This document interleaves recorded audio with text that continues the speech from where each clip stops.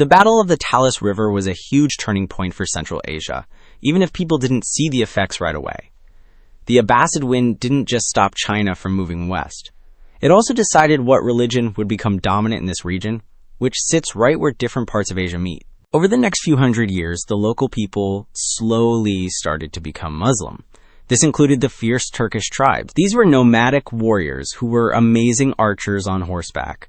The Muslim Caliphate saw how good they were with horses, so they hired them to be a special elite part of their armies. But when the Abbasid Caliphate broke apart into smaller states, these top Turkish warriors became the real power players in the area.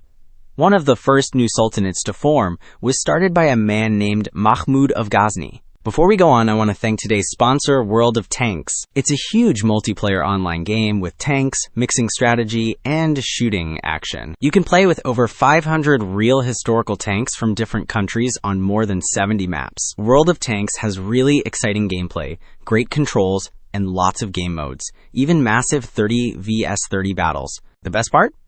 It's free to play. And now is a great time to jump in for a special event, because World of Tanks is celebrating its 10th birthday with special events and surprises. These are broken into 5 parts that run until October 2020.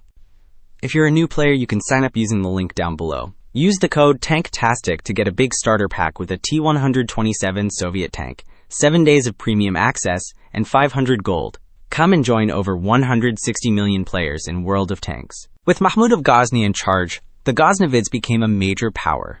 He was one of the first leaders to call himself a sultan. Mahmud managed to beat the Hindu Shahis in several battles, and, for the first time, pushed deep into the center of India. He led 16 big raids against rich religious sites, aiming to get famous and rich in the Muslim world.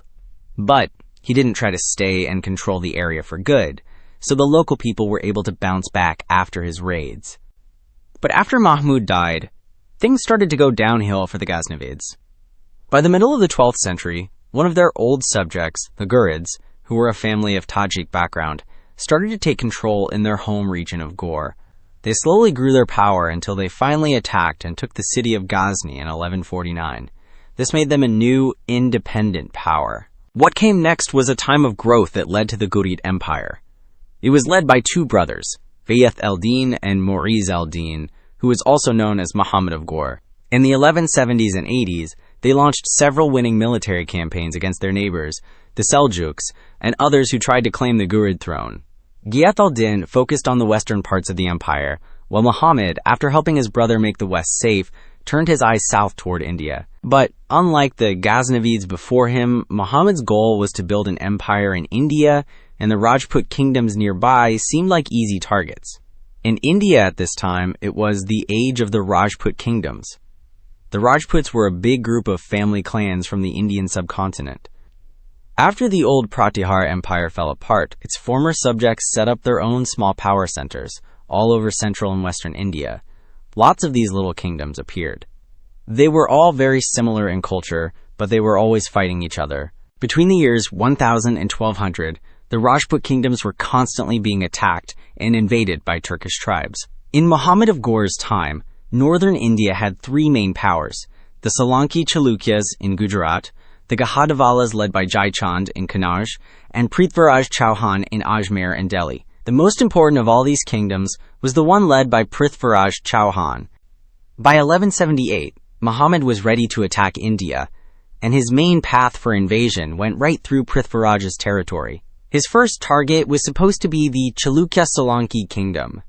So he sent a messenger to Prithviraj's court to try and make a peaceful deal. The deal was that Muhammad would be allowed to pass through, and in return, he'd split the Solanki kingdom with Prithviraj. But he also demanded that Prithviraj become a Muslim and accept the Ghorids as his rulers.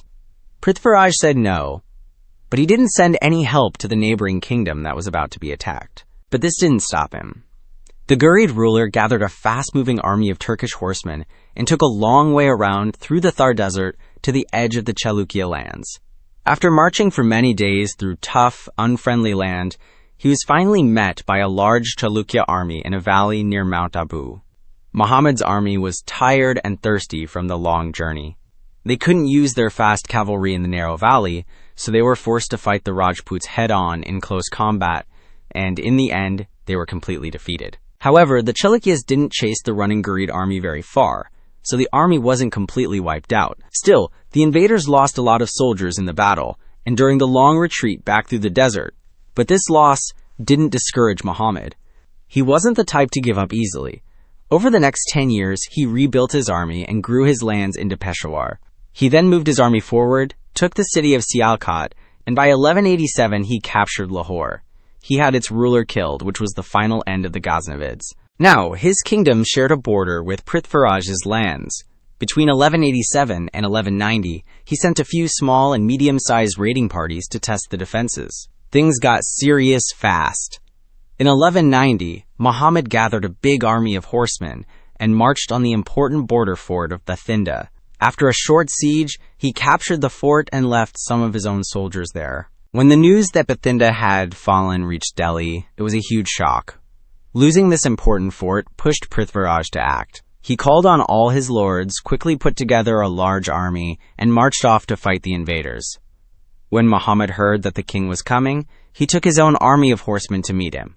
The two armies finally met at a place called Tarain, about 150 kilometers north of Delhi. Now, old stories really stretch the truth, saying Prithviraj had about 200,000 soldiers. But today's historians think the Rajput army was probably no more than 50,000 men. The Rajputs at that time were fierce fighters who were experts at close-up fighting, which they liked to do. Indian metalworking and weapons were famous for being top quality, maybe even the best in the world, which gave them another advantage in close combat. On the other side of the field, the size of Muhammad's army was also blown out of proportion. Old accounts claim he had around 100,000 soldiers, but the Ghorid army was really about 15,000 cavalry, and maybe some camels, though we don't know the exact number. So even though they were greatly outnumbered, Muhammad's horsemen were professional Mamluk slave soldiers. They were quick, fast-moving archers on horseback, and they were much better than the Rajput soldiers. The two armies were complete opposites. On one side, you had a slower, less organized, but very brave army that didn't know how to handle complex moves by horsemen. On the other side, you had a quick, fast-moving army of professional soldiers, made up almost entirely of horsemen from the steppes, who were masters of hit-and-run fighting. The Ghorid army got into a standard Turkic battle line, with a group of soldiers out front, a strong center, and soldiers on both sides, or wings. They kept a small backup group of elite lancers at the back. Across the field, Prithviraj lined up his army in a straight line, also with a center and two wings. He put his large group of war elephants in front of his main line of soldiers. The battle started when Muhammad ordered a test attack. The horse archers at the front of his army rode toward the huge Indian army and started shooting arrows into their ranks. Prithviraj's reaction was instant. He ordered a full-on charge, right at the enemy. This took the Ghorids by surprise, as they weren't used to how the Rajputs fought. Muhammad's frontline soldiers fell back toward their main army, but the Rajputs moved so fast that the Ghorids couldn't react in time. Before Muhammad could change his plans for this huge charge, his retreating soldiers were blocked by their own men, and the Rajputs were getting very close. Amazingly, the Ghorid warriors managed to hold back the massive charge. Their skill and experience really paid off, as they fought off one wave of attack after another. But then, the Indian cavalry hit the sides of the Ghorid army, and Muhammad's whole line started to fall apart. He could see his army was about to be crushed. The intense hand-to-hand fighting slowly started to go in the Rajputs' favor. They were showing off their skill in close combat, and just the fact that they had so many more soldiers made a huge difference. The Ghorid soldiers on the sides were slowly pushed back and separated from the center. They couldn't handle the pressure from the Indian attack, so Muhammad's troops on the sides broke and ran away. At the same time, Prithviraj's war elephants and cavalry in the center, which had pushed the Ghorid front line back, kept up the attack on the Turkish center. Here, the light horsemen were not in a good position. They were trapped by the non-stop push of the Rajput army and couldn't use their speed to get away.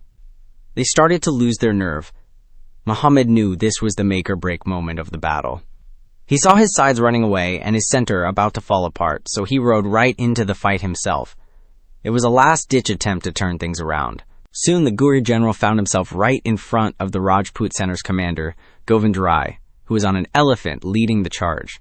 As soon as Muhammad saw him, he threw his spear right at him. Prithviraj managed to block it with his shield, but it hit so hard it broke a few of his front teeth. Then, Govind threw his own spear and badly wounded Muhammad, nearly knocking him out. Muhammad couldn't defend himself, but he was saved by one of his brave bodyguards. The guard lifted the Sultan onto his horse and rushed him away from the fight. The rest of the Ghorid army, now without a leader, saw their general being carried away. They panicked and ran. The Rajputs chased after Muhammad's retreating army for nearly 40 kilometers, but they just couldn't keep up with the fast horses of their enemy. Muhammad really misjudged how strong and fierce the Rajput frontal attack would be, and how good they were at close fighting. Prithviraj's bold and sudden attack surprised the Ghorids. It forced them into a fight that was perfect for the Rajputs. The Indian commander took control of the battle from the start and never let go. He made his enemies react to him, so they couldn't use their own advantages like their speed and long-range arrows. The only thing that saved the Ghorids was that the Indian army couldn't trap and destroy them completely as they ran. And even though Muhammad of Ghor was retreating, he would survive to fight again. A huge shout out to our amazing patrons who make it possible for us to create videos like this one. If you'd like to support our work, think about joining them. You can also help us out by subscribing to Alex Histoer and hitting that bell button so you know when we release new videos. And as always, thanks for watching.